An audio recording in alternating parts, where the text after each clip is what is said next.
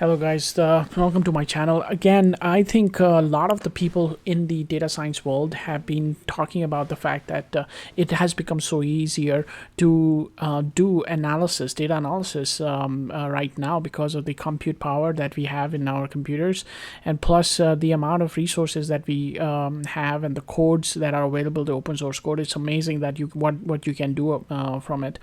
I've been doing a lot of the heavy lifting advanced analytics from past 10 years, and currently I'm seeing that there it's so much easier to do all the work that that I could have not imagined back then, which can be done. Like, it would have taken days for me to do it, but now it's easily, you can do it in hours. One of the things that I wanted to do in this video is to show you guys how easy it is to do the customer segmentation analysis. I have been using Python for a long time now, and I just wanted to show you, like, some of the steps that I'm taking in order to do the analysis. And it stems from the fact that the customer segmentation is nothing but figuring out what clusters of customers that you can segment out based on their again, different types of attributes or features that you can look into, right? Whether it's demographic or psychographic or any type of transactional information that is available from the data set, you can actually figure out or segment out those customers. It is an unsupervised learning. That means they are not basically kind of labeled before, but something that you should be able to figure out without the labeling. But sometimes customer segmentation is also done in terms of figuring out what customers are going to churn or leave the company or not subscribe later on, or are in a high danger of leaving to your competitors. So that, in that sense also, you can do segmentation and try to understand, like, how you can figure those type of customers. I think in this data set I have an ISP. It's an internet service provider data. It's basically a monthly subscription based information about customers, and I'm just looking into their behavior in terms of what they have what type of services they have taken in the past, and where what all type of customers actually churned out, based on the historical information. So we can apply customer segmentation in that data set itself to do the analysis. So in this video I'm going to cover all that stuff, so let's jump in. Okay, so this is one of the data set that I've been working on in past, like, a few hours, just to see, like, what all things I can actually get. This is basically a case study to figure out customer churn for the ISP. What I have is basically information about customer profile, and understanding, like, what all different things I can look at to see whether we can predict if the customer is likely to churn or not. Okay, I'm not gonna read through this whole thing. There's a lot of information down there, but I can just directly go to the data set. I'll show you the data set, how it looks. So these are the columns that are available in the data set. You have number of records, number of attributes, customer ID, gender, whether they're senior citizen or not, what partners do they have a partner or not in the house, do they have dependent in the house or not, what is the tenure of the customer who has stayed with the company, the phone services, multiple lines, whether they have, what type of internet service they have, whether it's a DSL, fiber optic, or none of them. Online security, whether they have taken an online security add-on or online backup as an add-on. That also tells a lot about the customer, like what type of customers those people are. And then the device protection, whether if they have actually opt into that too. Technical support, streaming TV, are they using that, or streaming movies, what type of contract is it, month-to-month contract, 1-year contract, or a 2-year contract, right? So that also is something which is important to look at, right? And whether they have signed up for paperless billing, or what type of payment methods do they have, like, is it an electronic check, mail check, balance transfer, credit card, what are the monthly charges they are incurring, right, and the total charges they've already paid in the past.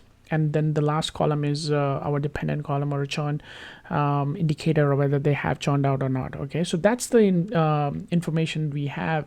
So if you just look at the data, I'm just going to quickly go through this data set and show you how it looks. So basically you have again these customer ID. I know the view of this columns are very small. I can zoom in sometimes, but I would say, like, just bear with me. Again, this is, I just want to capture as much as possible in the display. So you have these customer ID. These are, again, obviously the unique identifiers. You have gender, right, like the male or female, whether they're senior citizen or not. That's the indicator you have. What's the partner, whether they have partner or not. Okay, it's a Boolean information. Dependent is a Boolean information.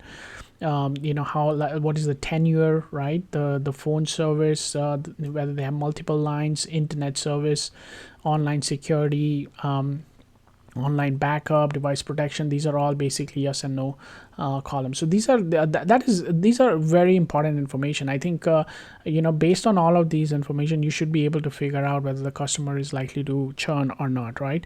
You can look at a quick distribution here on this place, where you can see how the distribution is. Like most, you don't have missing values. There's only two unique value for the gender, obviously, male and female.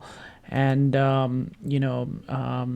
like in terms of tenure, it just shows you the distribution in terms of how it looks. Like just a quick snapshot, right? This can be considered as an EDA, but I'm going to go through more in detail how you're going to do the EDA analysis, but that's how it looks. So let's go to the Jupyter notebook, and then see what all things that I can import. In this case, obviously, most of the time, you'll be downloading NumPy, Pandas, Matplotlib, and Cybon. We will be doing some sort of a standard scalar, so I'm going to show you how to do that. And then you have the train and test split that you can use from sklearn. So some of the algorithms that you might be using, like k-nearest neighbors, logistic regression, or LDA, or QDA. So those are some of the things that you can import. Again, in terms of the metrics evaluation, there are a lot of different metrics evaluation that we'll be using for our again, categorical data analysis. So those are some of the things that you might be using up later on. I think in this video I am not going to be covering the whole thing. I'll just show you the EDA here, but you will be using these packages later on. Okay, so let's just go to the pre-processing of the data. So pre-processing of the data basically means how you're going to look at these segments of data, right? You have demographic information, gender, senior citizen, partner, dependent, tenure.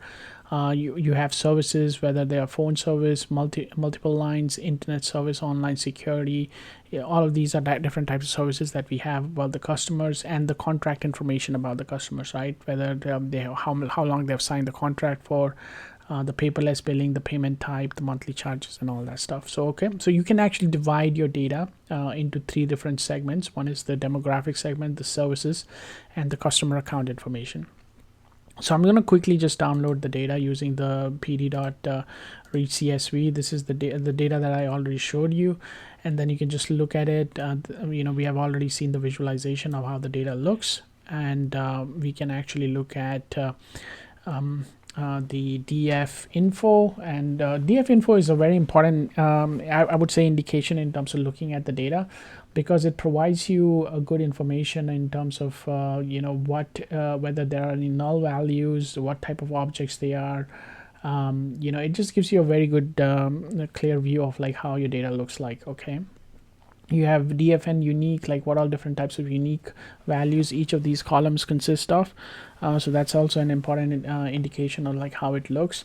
And then also, like, if you wanna again, so here is some of the pre-processing that we should be doing it. Like, let's say if you want to convert your total charges, right? If the object type of the total charges in this case is object, right? This is the total charges, and total charges obviously should be in either a float or an integer, right?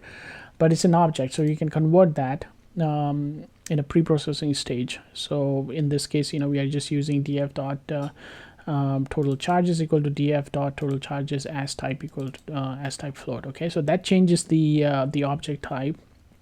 Also, a lot of these information that we have in the column are not labeled correctly. Okay, you have online security, online backup, device protection, tech support, streaming TV, streaming movies, partner dependence. All of these are labels are not properly set up, or they're basically again kind of not easily readable by the model, right?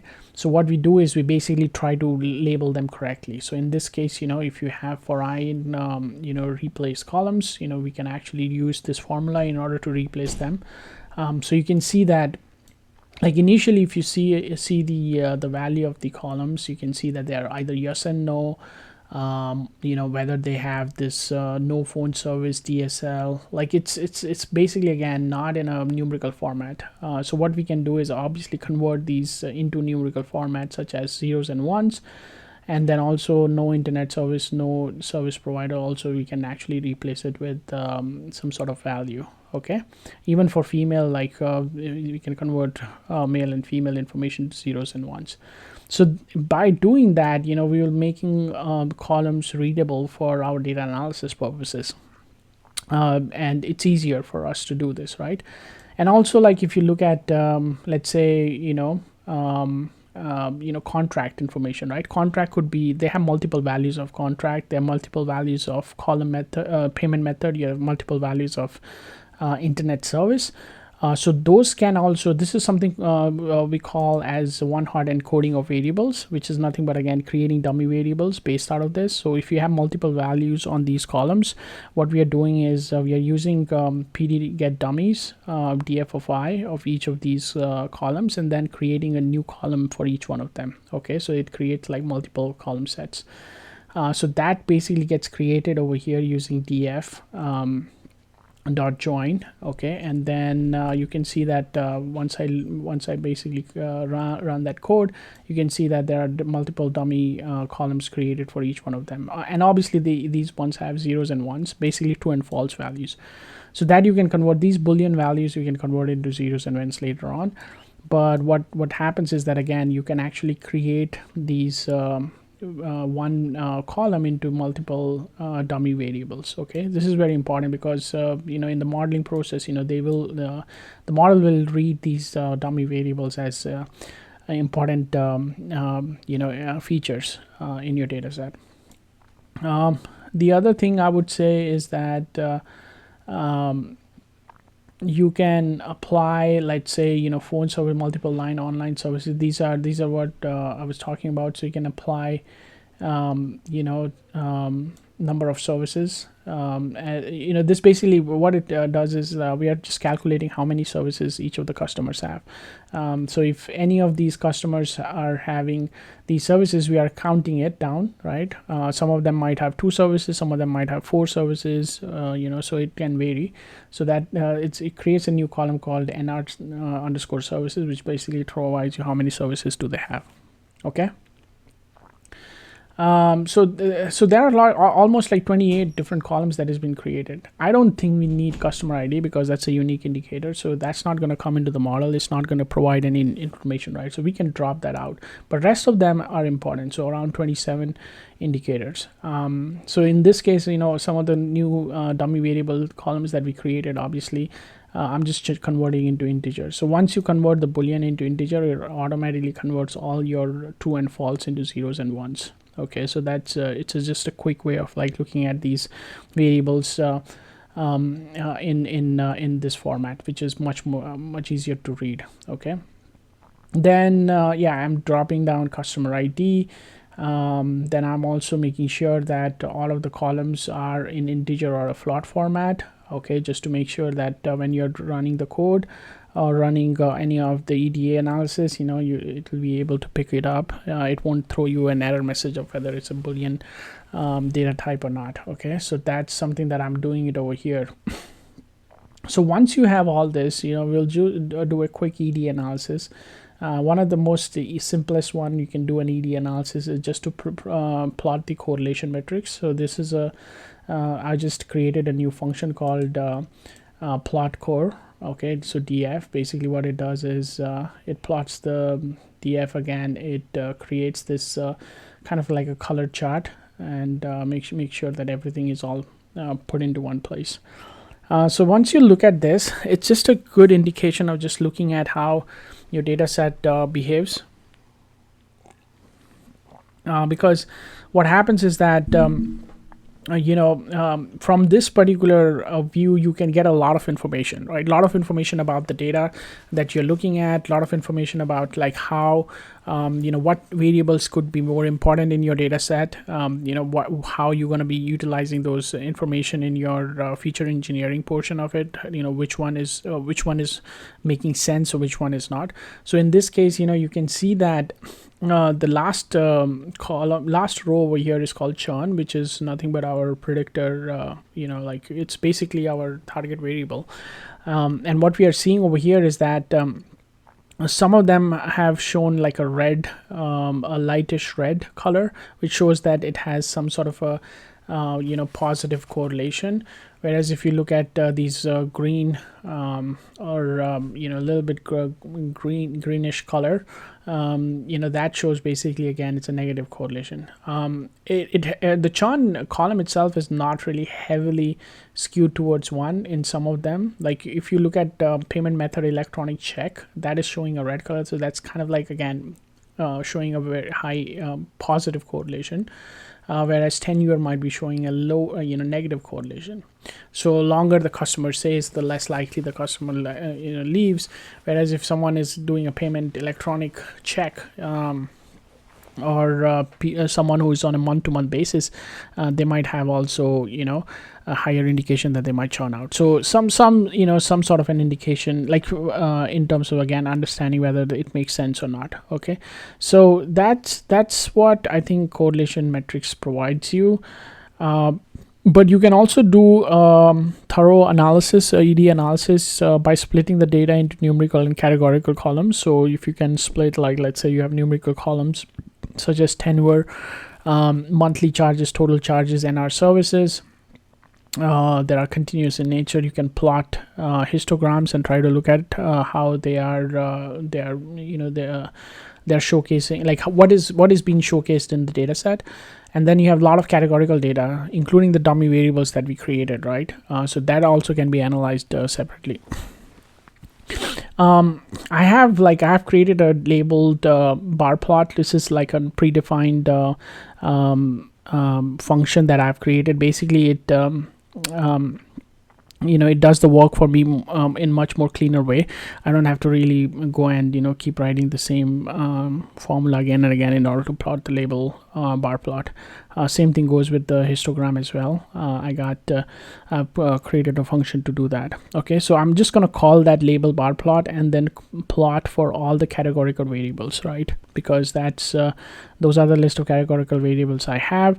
I'm just going to plot a label plot and see how it looks. So on a gender count, like you can see, it's kind of equally distributed in the data set. We have equal number of males versus females. Senior citizens, we have less number of senior citizens, obviously. That could also become a part of a predictor or a feature in our data set. We can also look at the partner behavior. We can look at dependents, how they are distributed. Like obviously there are less number of people who have dependent compared to people who don't. Phone services, a lot of people don't have phone services. You have multiple lines. Most of them do have multiple lines. Online security, again, the ratio is again kind of like 25 to 75% here. Online backup, device protection. So you can see, like, there is a good amount of data on each of these variables. So that's good news, because it's not like one of the category has nothing available, probably like very small amount of value. So that's something that we don't want to see, right? We want to see some healthy number of counts on each of the categories, so whether it's on either side, okay, zeros or ones. Streaming services, you can look at paperless billing. You can look at contract month to month. You can look at contract 1 year plan. You can look at contract 2 year plan, and also the payment method of bank transfer, payment method of credit card automation, electronic check and all that stuff. So there's a lot of information that you can gather based on this bar plot. So again, I've just like created a for loop to plot all of them, so that's why you see so many of them plotted in one row. But yeah, means you can look at it individually and see each one of them. The other thing I did is just to plot the histograms and see how they look. The histograms on tenure, monthly charges, total charges, and our services. So if you see over here the tenure, you can see that a lot of them do tend to have a lower tenure. That means there are a lot of customers who are new right now, and some of them are really old, like loyal customers, and then it kind of tapers down in between. So there are a lot of customers in our data set are actually new. So the number of months that they are in, probably like 5 to 6 months. So that's also a concern, like that you might see more number of people basically churning out if they are new. So that's something that we have to look at, right? And the monthly charges, a lot of them have smaller amount of charges, but then you have some customers who are actually paying around $100 to $120. And then you have total charges. Obviously it has this exponential kind of a decay effect. A lot of the customers are paying a smaller amount, and then you have higher charges all down towards 8,000. Okay, so some people, probably the loyal customers who have been there for a long time, they have almost paid around that price. And our services, most of them do have 1 or 2 services, but again, there are a lot of customers. It does seem like it's equally distributed across a different segment, like 4 to 5 seems like an average number of services that they're having. But yeah, so that's the range, that's the middle range that we can think of. The other thing that you can do, again, it took me some time to plot, is the pair plot chart. It is a heavy plot chart. It takes a longer time. You can see the amount of like information out there, but it's something that it's good to visualize and see if there is some sort of a correlation. You can see over here, like a small dot over here on this side. Whether I can point it out or not, but you can see over here, like there's some sort of a positive correlation that you can see, but obviously this is a pretty heavy chart. There's a lot more going on over here. Okay, so I think I'm gonna stop here because there are other charts that you can also plot. Like over here, I'm just plotting kind of again a stack bar plot, just to see like how it looks. I would say a lot of these things can be done initially just to check what you think, what all variables are more important in your data set, like what features are making more difference. I'm going to go into the details of how you're going to be utilizing the EDA information that you have gathered over here to come up with different types of clustering algorithms, and how you're going to be analyzing those clustering methods when you do the customer segmentation. So that will be in the other video. I don't want to make it a longer video, so this is just about EDA analysis, but in the next video I'll be covering about how to utilize different types of algorithms, clustering algorithms, to come up with the models. Okay, so I'll talk to you in the next video.